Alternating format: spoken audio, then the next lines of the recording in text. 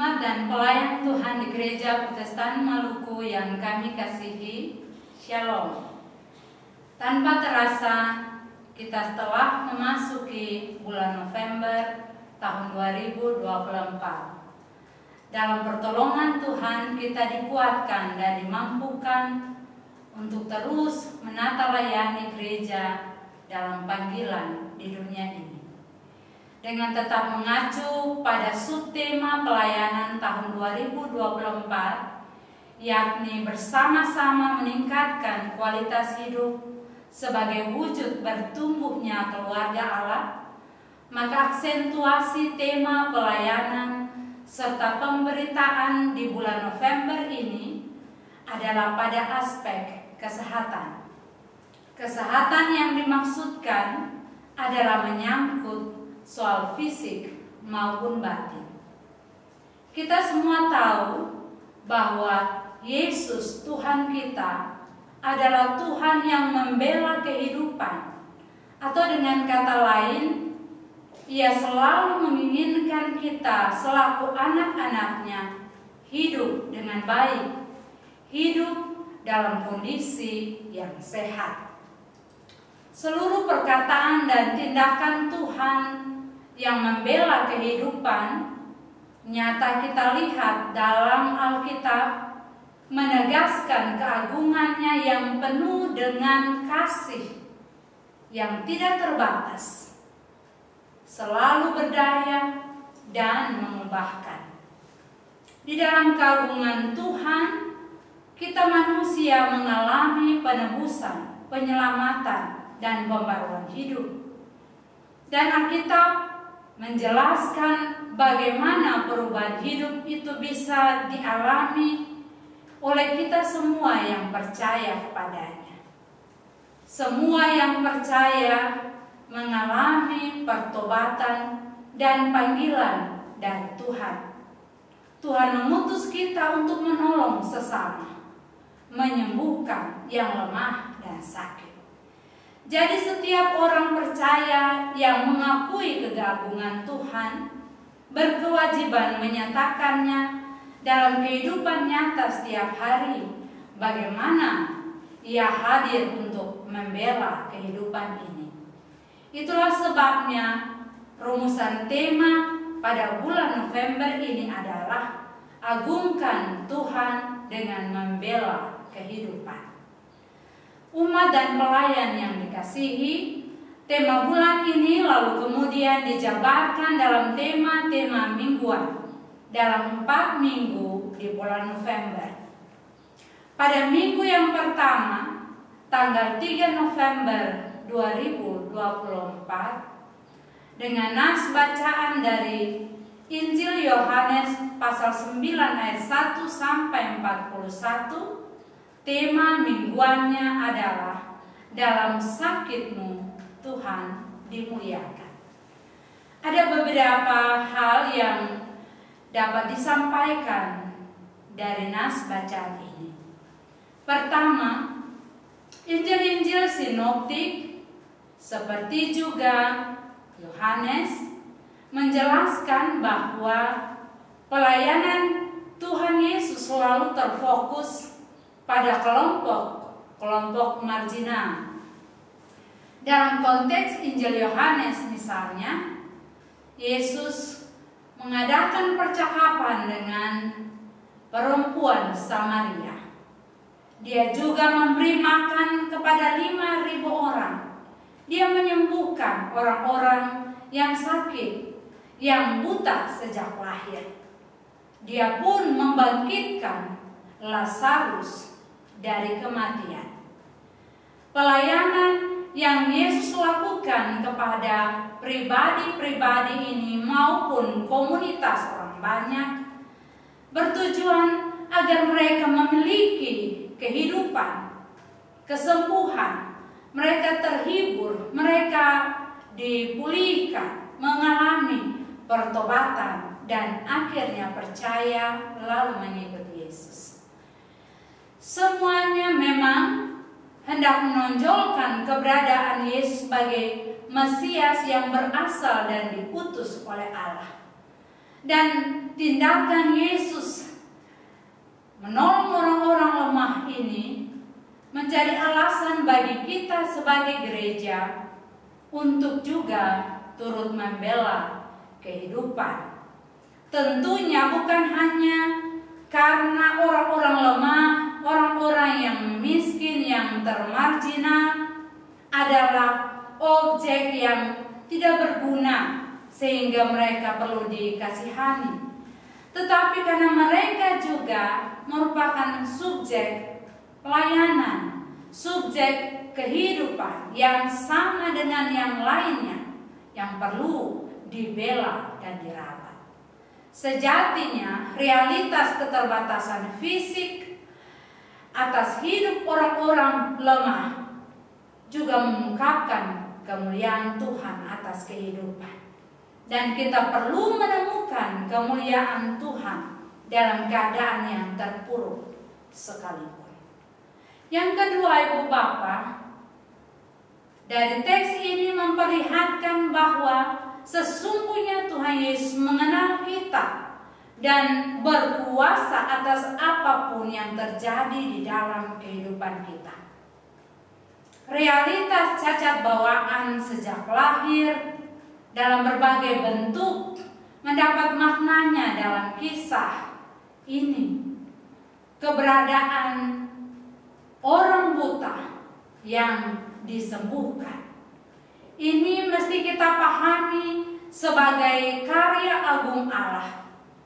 Allah bekerja di dalam diri mereka dan menjadikan mereka sebagai pribadi-pribadi yang harus kembali memiliki self-confidence atau juga rasa percaya diri untuk berbicara, untuk bertindak. Sebab orang-orang yang seperti ini bukanlah sampah masyarakat, tapi menjadi motivator bagi orang lain. Tentunya peran orang tua, lingkungan sosial, dan lingkungan agama sangat menentukan apa yang bisa dilakukan terhadap orang-orang seperti ini. Karenanya konsep penghargaan dan pemberdayaan terhadap orang-orang dengan kemampuan berbeda menjadi fokus pelayanan di gereja kita pula. Bukan sekali lagi karena mereka objek yang perlu dikasihani, tetapi karena mereka subjek pelayanan yang di dalam mereka pekerjaan-pekerjaan Allah juga harus kita nyatakan.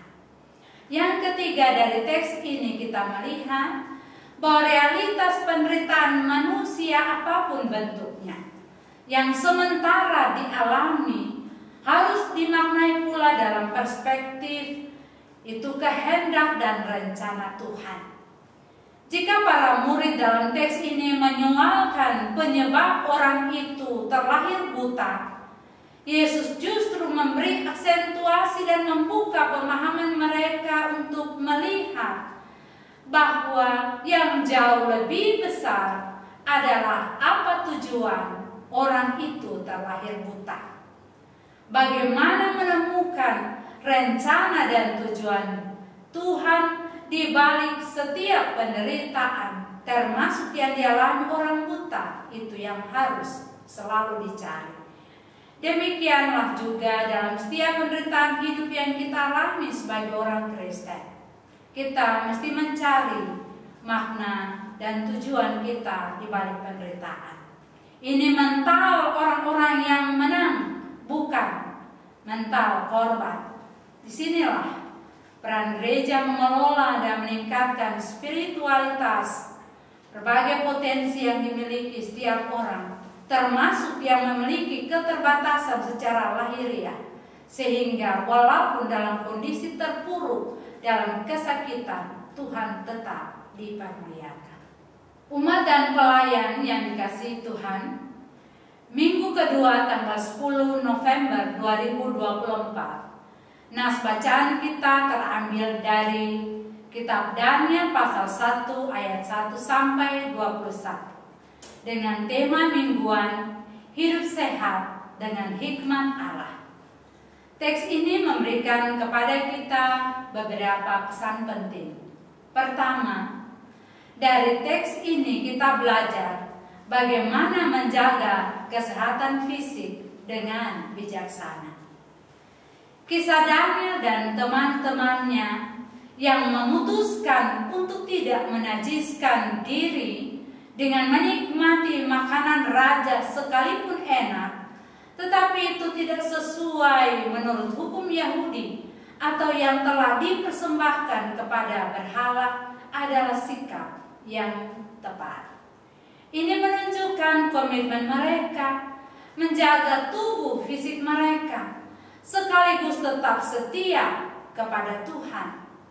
Seperti Daniel, kita juga sebenarnya terpanggil untuk menjaga kesehatan tubuh kita, sebab tubuh kita adalah bait Roh Kudus. Kita bandingkan itu dalam beberapa nas Alkitab. Ini termasuk juga ketika kita membuat pilihan-pilihan yang bijaksana tentang apa yang harus kita makan dan bagaimana kita merawat tubuh kita, sehingga makanan yang kita makan haruslah sehat dan kita merawat tubuh kita dengan baik.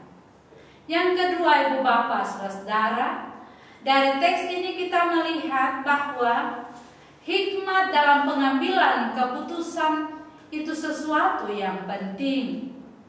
Karena kesetiaan mereka, Tuhan memberi hikmat pengetahuan yang luar biasa kepada Daniel dan teman-temannya. Tuhan memang menganugerahkan kepada Daniel dan teman-temannya kemampuan untuk menafsirkan penglihatan dan mimpi.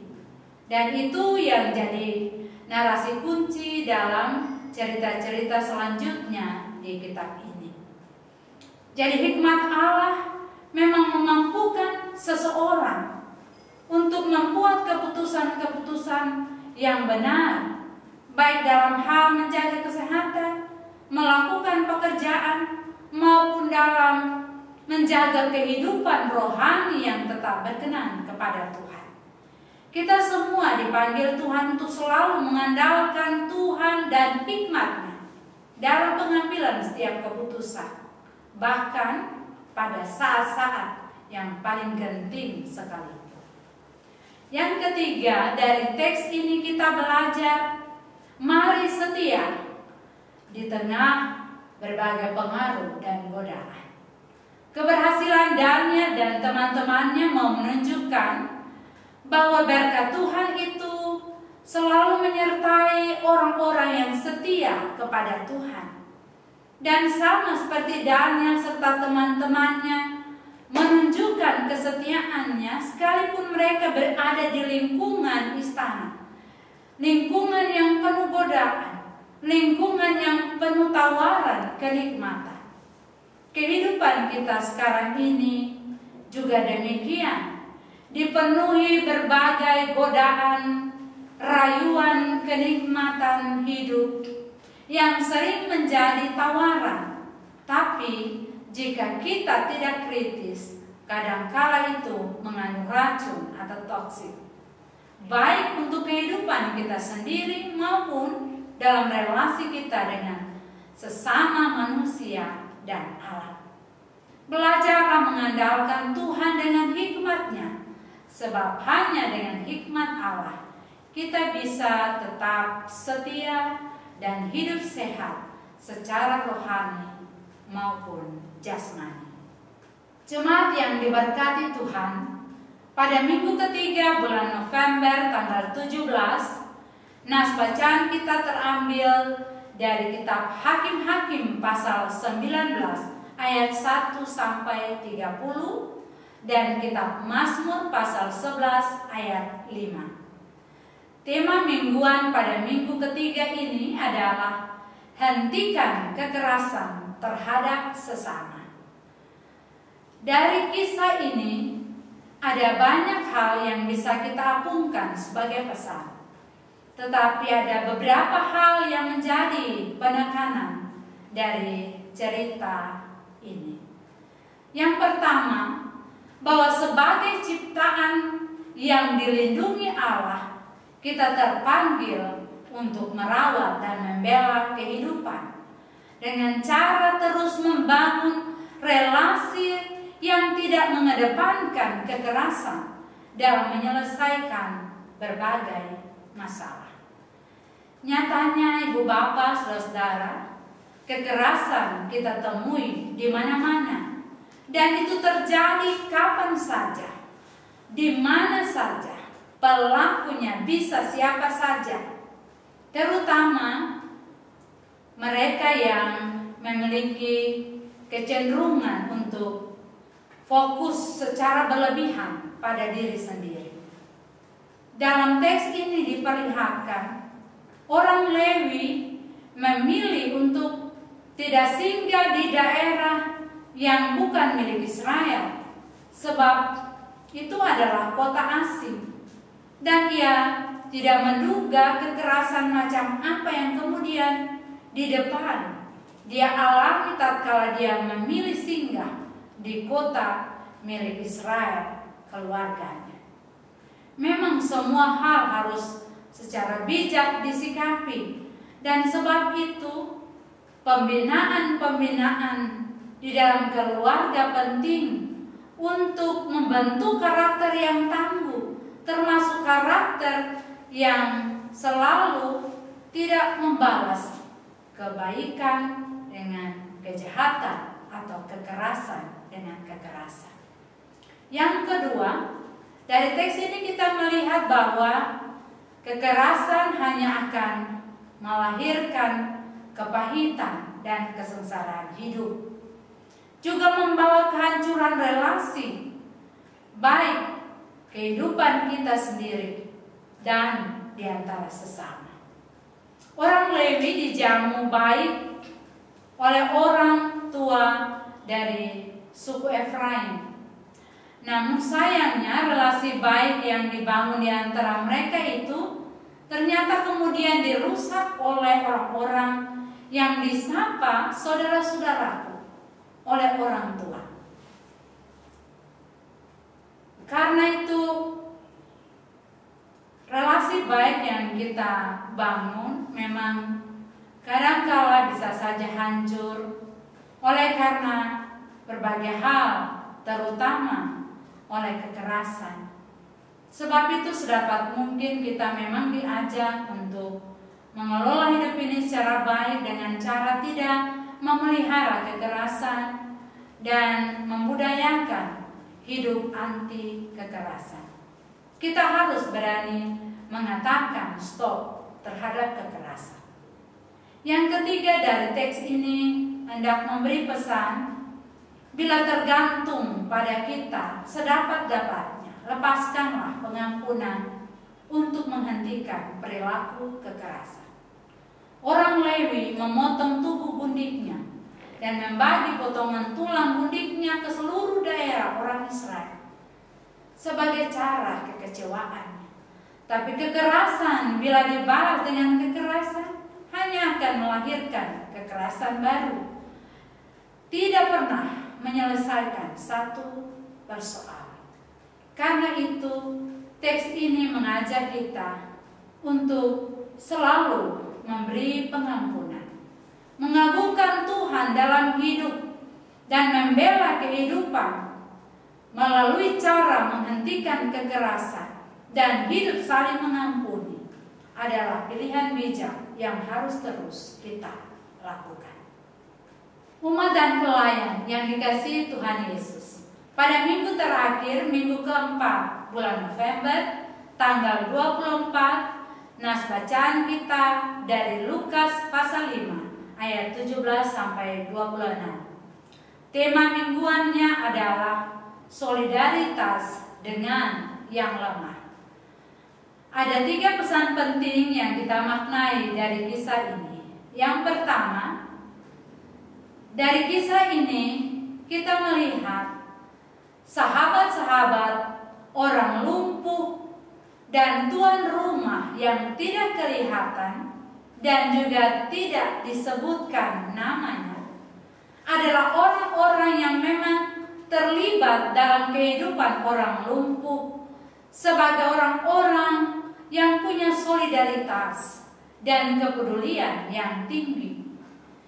Melalui merekalah orang lumpuh dapat disembuhkan dan mengalami kehidupan yang lebih baik. Mereka percaya bahwa Tuhan Yesus memiliki kuasa yang hebat yang bisa menyembuhkan teman mereka yang lumpuh. Jadi, iman dari individu dan juga sebagai komunitas yang mau menolong dapat mengantar orang lain untuk mengalami pemulihan dari Tuhan. Kita semua juga diperhadapkan dalam kehidupan di sekitar kita. Ada banyak orang yang juga berada dalam kelumpuhan tanda kutip karena berbagai faktor, entah kesakitan, penderitaan, kekerasan, beban-beban hidup yang berat dan sebagainya yang membuat mereka lemah dan tidak berdaya. Kita semua dipanggil baik sebagai individu maupun komunitas, jemaat, gereja, masyarakat untuk menunjukkan solidaritas kita kepada mereka yang lemah. Ini adalah perwujudan iman kita kepada Kristus Tuhan Penyelamat, supaya mereka yang lemah itu pun bisa mengalami dan merasakan kuasa serta pengampunan dari Allah.